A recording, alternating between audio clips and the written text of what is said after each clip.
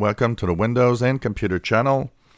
And just a little rectification to the video yesterday. So, yes, Microsoft issued a small cumulative update that actually fixes the printer problem with blue screens for those that had it. I did give the wrong build number though, because I forgot that I'm on the beta channel, and the beta channel had more updates and more fixes.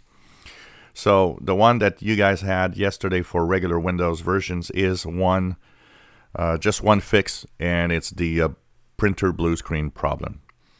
So it actually gives your build number to 19042 or 19041.868, up from 867, which was the problem. I know that a few of you have said that you haven't seen it yet. Just give it time. It should probably appear in the next few days. It's an optional update because it's of course a bug fix, which is never mandatory.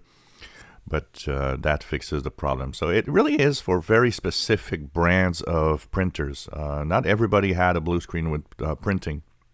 I have an Epson printer here in EcoTank, and it didn't have any problem with that.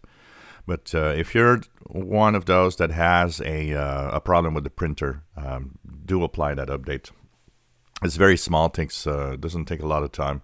And once again, your build number goes to 19041 or 19042.868.